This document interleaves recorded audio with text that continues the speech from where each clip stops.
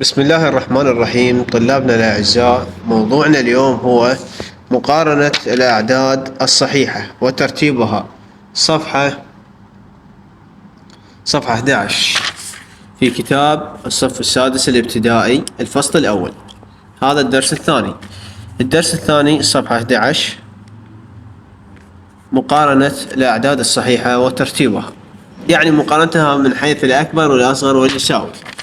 عندنا ملاحظات مهمة لازم نحفظها قبل لا أن نشرح الموضوع وندخل إلى الفقرات. أتأكد أحل أفكر ونحل التمارين.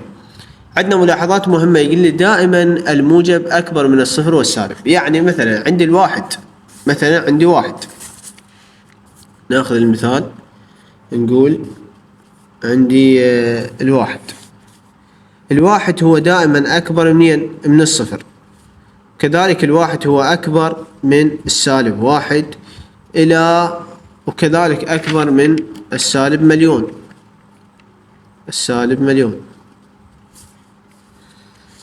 يعني الواحد، الاثنين، الثلاثة، الأربعة، الخمسة، الستة، سبعة، جميع عدد موجب هو أكبر من الأعداد السالبة وأكبر من الصفر.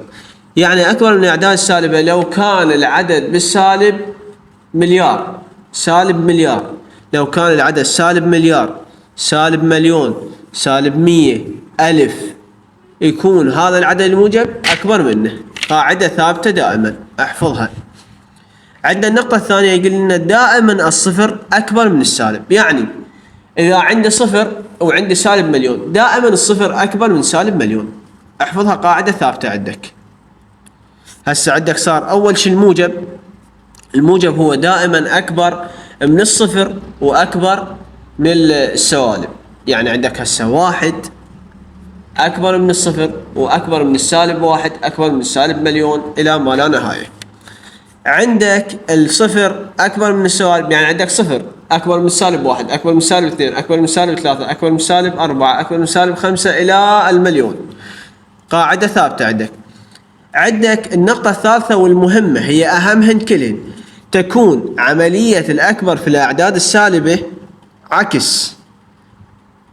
عكسية. يعني أصغر عدد هو دائما أكبر عدد. يعني شلون هاي؟ أصغر عدد هو دائما أكبر عدد. يعني مثلا إحنا عندنا هسه إذا ننظر نقول يا أكبر السالب واحد أو السالب مليون. فأنت هسه بالأثال من جاي تسمع تقول سالب مليون هذا أكبر من سالب واحد. لا، السوالب تاخذ العكسية، إن دائما أصغر رقم أكبر من أكبر رقم. مثل السالب واحد هو أكبر من المليون، سالب واحد أكبر من سالب مليون، سالب واحد أكبر من سالب اثنين، سالب واحد أكبر من سالب ثلاثة، سالب واحد أكبر من سالب أربعة.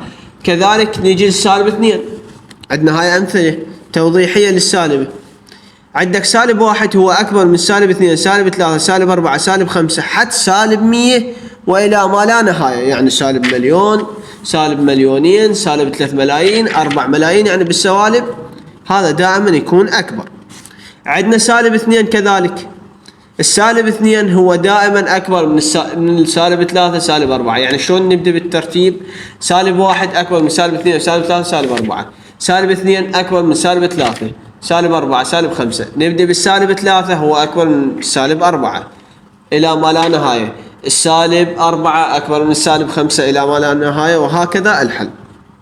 يعني قاعدة ثابتة عندك. نجي هسه نشرح بعض التمارين أو الأمثلة. عندنا فقرة تتأكد أقارن بين العددين مستعملا بالأكبر أو الأصغر أو يساوي. عندك العدد 6، أيهما أكبر، الستة أو سالب 6؟ احنا عندنا قواعد مهمة، قلنا دائما العدد الموجب هو أكبر من الصفر وأكبر من العدد السالب. يعني هسه أيهما أكبر، الستة أم سالب 6؟ يعني واضح عندنا الستة أكبر من السالب 6. خلي عندك ملاحظة، تريد تعرف الأكبر أو الأصغر، هاي دائما تعاني بها الطلاب. الرقم الكبير تخلي عليه دائما الحلق المفتوح أو المقص. يعني هذا، والرأس الصغير هو يكون على العدد الصغير. عندك السالب 9 والصفر، أيهما أكبر، سالب 9 أم الصفر؟ عندنا قلنا قاعدة ثابتة، الصفر هو أكبر من الأعداد السالبة، إذا الصفر أكبر من سالب 9. هسه أيهما أكبر، سالب 21 أم سالب 12؟ قلنا دائما أصغر عدد في السوالب هو أكبر عدد في السوالب. هسه سالب 12 أم سالب 21؟ طبعا سالب 12 هو أكبر من سالب 21. عندك النقطة الرابعة 58 وسالب 59، أيهما أكبر، الموجب أم السالب؟ احنا قلنا قاعدة ثابتة دائما عندنا الموجب هو الأكبر، 58 أكبر من سالب 59.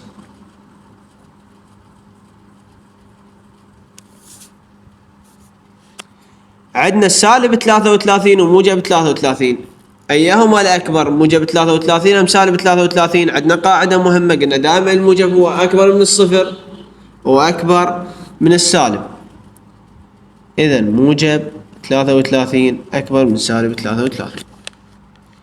عندنا سالب 40 بسالب 40، أيهما أكبر؟ متساويات، يعني اثنيناتن 40 ما بين أي واحد أكبر، فنخلي إشارة المساواة، خلي إشارة المساواة. طلابنا عندنا التكملة فقرة تتأكد أقارن بين العددين، هاي حليناها.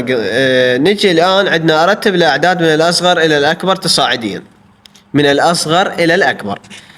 نشوف أيهما أكبر، أيهما أصغر، العفو، 24 سالب 25 14 صفر سالب 15. احنا عندنا قواعد ثابتة، دائما الموجب هو أكبر من الصفر وأكبر من الإشارة السالبة، من الأعداد ذات الإشارة السالبة، إذا ما يخدمنا، ال 24 ما تخدمنا وال 14 ما يخدمنا. وعندنا قاعدة ثابتة، هو الصفر دائما أكبر من الأعداد السالبة، إذا الصفر ما يخدمنا. عندنا قاعدة تقول أصغر عدد هو بالسالب، أصغر عدد بالسالب هو دائما أكبر عدد. يعني مثلا عندنا سالب 15 وسالب 25، منو الأكبر، سالب 15 لو سالب 25؟ سالب 15 أكبر، إذا هسه أصغر عدد منو عندنا؟ سالب 25. نجي للترتيب، ترتيب من الأصغر إلى الأكبر، سالب 25 بعد السالب 25 يجي عندنا سالب 15، بعدها يجي عندنا الصفر، بعدها يجي عندنا 14، وبعدها يجي 24. نجي النقطة الثامنة، عندنا 13 سالب 13 12 سالب 12، أيهما أصغر، سالب 13 12 13 سالب 12. 13 هاي عندنا هو أكبر واحد، يجي 12 الأكبر الثاني. عندنا سالب 13 هو أصغر عدد، نعتمد على الملاحظة الثالثة، الحل راح يصير على الملاحظة الثالثة. يبدأ الترتيب سالب 13، بعدها يجي سالب 12، بعدها يجي عندنا 12، وبعدها يجي الحل 13.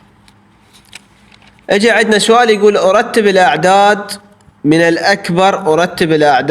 الأكبر إلى الأصغر تنازليا، يعني من أكبر عدد إلى أصغر عدد. قلنا احنا دائما أي رقم موجب هو دائما أكبر من الإشارة السالبة والصفر. نشوف عندنا أرقام موجبة، عندنا 9 و19، يا هو أكبر 9 لو 19؟ طبعا عندنا 19 أكبر، 19 أكبر من 9، نكتب 19. بعد 19 منو يجي عندنا؟ يجي عندنا 9. بعد 9 منو يجي عندنا؟ أيهما أكبر، سالب 9 لو سالب 19؟ هنا العملية تختلف عن الموجب. الموجب لا، الأعداد الطبيعية شلون كنا نقول احنا؟ عندنا يعني 9 و19 من الأكبر، يطلع عندنا 19 أكبر. هنا لا، تختلف. أيهما أكبر، سالب 9 أم سالب 19؟ الأكبر هو سالب 9، أكتب سالب 9 وبعدها يجي عندي سالب 19. نيجي للنقطة العاشرة، عندنا النقطة العاشرة عندنا 3 وصفر وسالب 9 وسالب 7 وسالب 3. نشوف أيهما أكبر، عندنا عدد موجب خير على خير، ما عندنا عدد موجب نشوف عندنا صفر نختار، ما عندنا صفر نشوف بالأعداد السالبة. أي عندنا عدد موجب هو 3، نكتب الحل هو عندنا 3. بعد 3 عندنا صفر، أي عندنا صفر ينزل.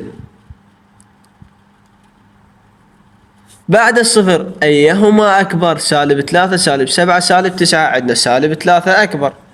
بعد سالب 3 يجي سالب 7، مع سالب 7 يجي عندي سالب 9.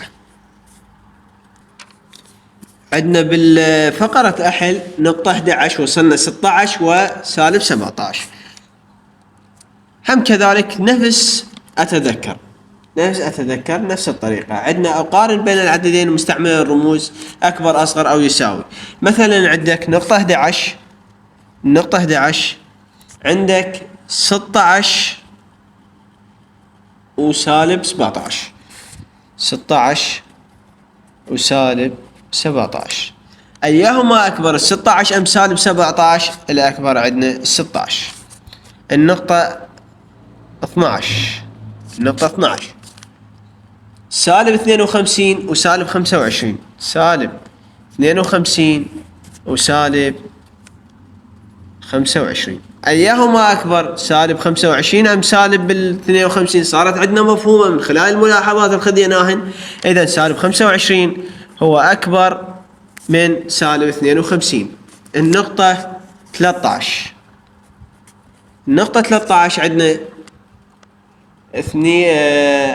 200 سالب 201 و102. أيهما أكبر؟ 201 سالب 201 أم سالب 200 أم سالب 102؟ إذا 102 هي أكبر من 201. نقطة 14 عندنا نقطة 14 تقول أيهما أكبر؟ 30 أم سالب 300؟ قلناها من ساعة لو كان العدد بالمليون لكن بإشارة السالب هو يصير أصغر من الواحد بالموجب. كيف إذا 30؟ يعني 30 عندنا هي أكبر من 300 من سالب 300.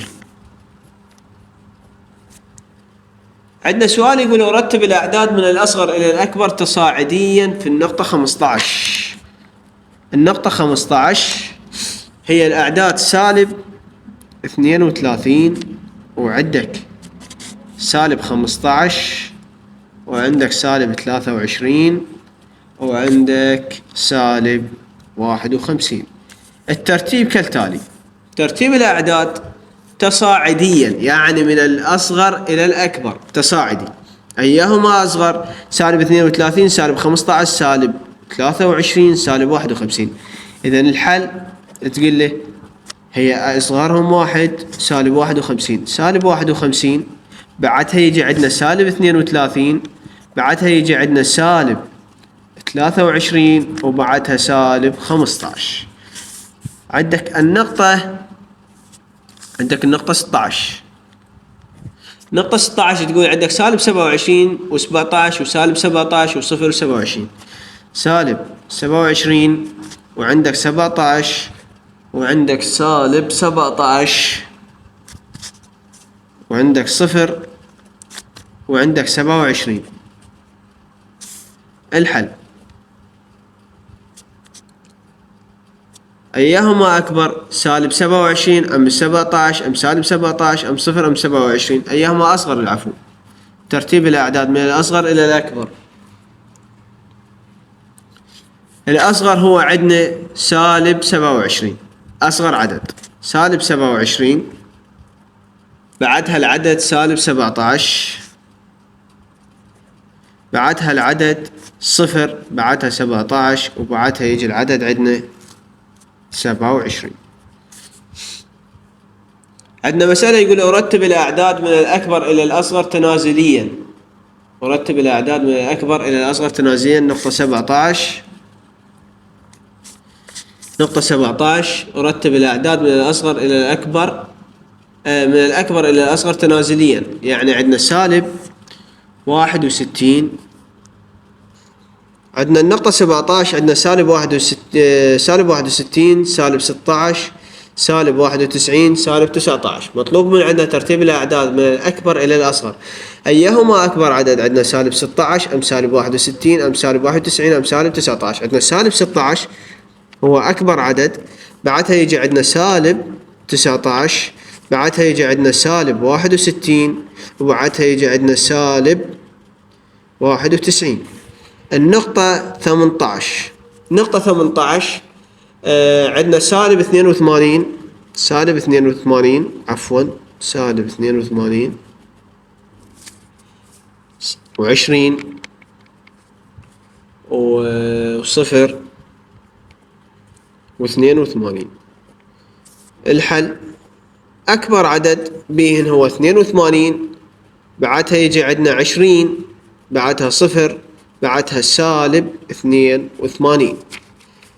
عندنا نقطة 19. اكتب الأعداد الصحيحة المحصورة بين سالب 21 وسالب 77 والتي رقم آحاد كل منهما أربعة. يكون الأعداد عندنا هي سالب 24، سالب 34، سالب 44، سالب 54، سالب 64، سالب 74. يكون آحادها 4. ترتيب الأعداد تصاعديا، يعني من الأصغر إلى الأكبر، هو عكس هاي الأعداد. يعني يبدأ من سالب، الحل يبدأ من سالب 74، سالب 64، سالب 54، سالب 44، سالب 34 وسالب 24. النقطة 20.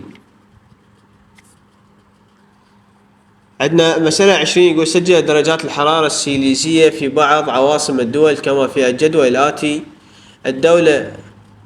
الدولة طشقند هي سالب 5، بغداد موجب 12، موسكو سالب 12، عمان موجب 2.